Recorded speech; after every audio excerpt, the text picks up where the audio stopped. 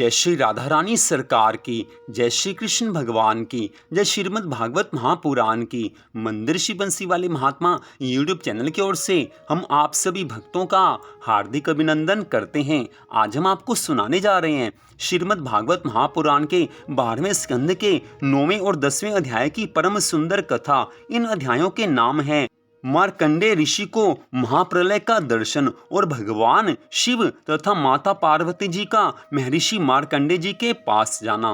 बोल श्री राधा कृष्ण भगवान की जय। बोल श्री गौरी शंकर भगवान की जय। बोल श्रीमद् भागवत महापुराण की जय।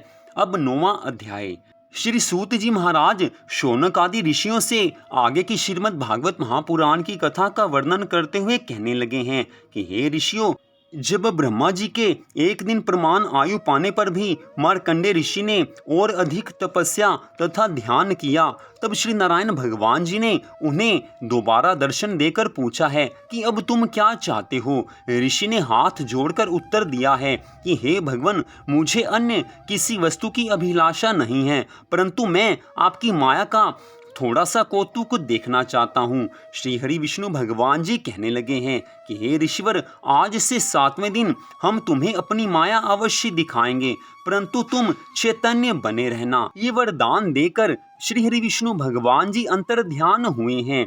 उसके पश्चात जब 7वें दिन मार्कंडेय ऋषि नदी के तट पर बैठकर तपस्या कर रहे थे, तब उन्हें ये दिखाई दिया है कि एक ओर से बड़ी जोर की आंधी उठी चली आ रही है।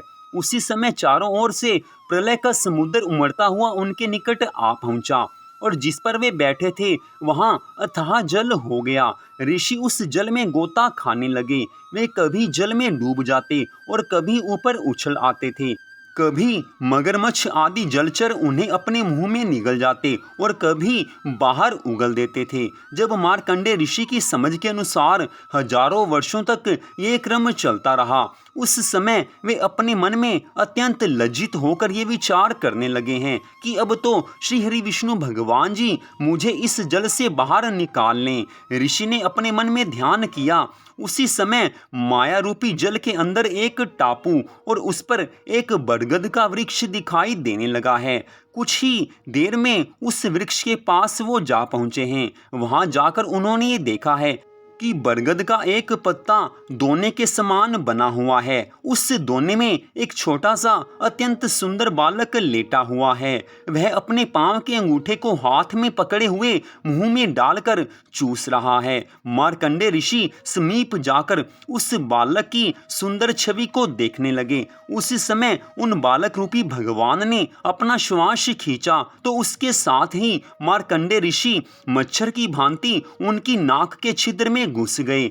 ऋषि ने उन बालक रूपी भगवान के अंदर पहुंचकर संपूर्ण पृथ्वी, आकाश, सूर्य, चंद्रमा, 7 द्वीप, 9 खंड, 10 दिशाएं, 8 लोकपाल, समुद्र, पर्वत, नगर, ग्राम, वृक्ष, तालाब, सोने चांदी की खाने, ऋषि मुनियों के स्थान, अपने स्थान और संपूर्ण संसारी वस्तुओं को वर्तमान देखा है। उन सब को देखकर ऋषि को अत्यंत आश्चर्य हुआ है। जब बाल भगवान ने पुनः श्वास छोड़ी तो ऋषि फिर बाहर निकल आए हैं। बाहर आकर ऋषि ने फिर उन्हीं बालक रूपी भगवान के दर्शन किए हैं, परंतु जैसे ही उनका चित्त चैतन्य हुआ, उन्हें ये अनुभव हुआ है कि वे पहले के ही समान नदी के तट पर ज्यों के त्यों बैठे हुए हैं। जब ऋषि ने विचार किया तो ये पता चला है कि संपूर्ण घटना में 2 घड़ी से भी अधिक विलंब नहीं हुआ था।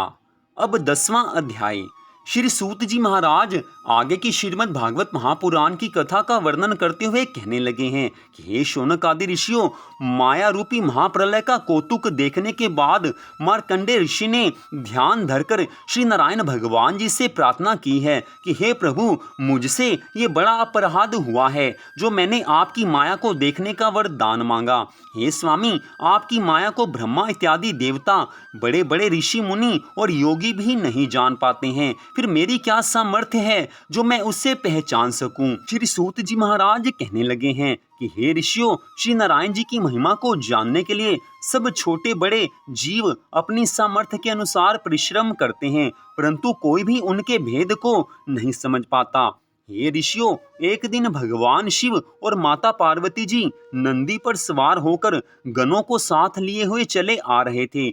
मार्ग में जब उन्होंने मार्कंडे ऋषि को श्री नारायण जी के ध्यान में मग्न देखा तो उस समय पार्वती जी ने भगवान शिव से ये कहा है कि हे प्रभु, इन ऋषि को तपस्या का कुछ फल आप अवश्य दीजिए। माता पार्वती जी के इन वचनों को सुनकर भगवान शिव पार्वती जी सहित मार्कंडे ऋषि के समीप जा पहुंचे हैं, परंतु ऋषि श्री नारायण भगवान के ध्यान में ऐसे मगन थे कि उन्हें भगवान शिव और माता पार्वती जी के आने का कुछ भी आभास नहीं हुआ।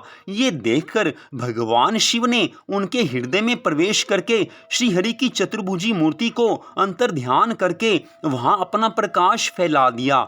जब मार्कंडे ऋषि को अपने हृदय में चतुर्भुजी स्वरूप के स्थान पर श्वेत वर्ण 10 भुजा 3 नेत्र और बाघंबर तथा मुंडमाला पहने डमरू तथा त्रिशूल को धारण किए हुए पुरुष को स्थित देखा तो उन्होंने घबराकर अपने नेत्र खोल दिए हैं। आंखें खोलने पर भगवान शिव जी का जो स्वरूप उन्हें अपने हृदय में दिखाई दे रहा था वही स्वरूप प्रत्यक्ष दिखाई देने लगा है।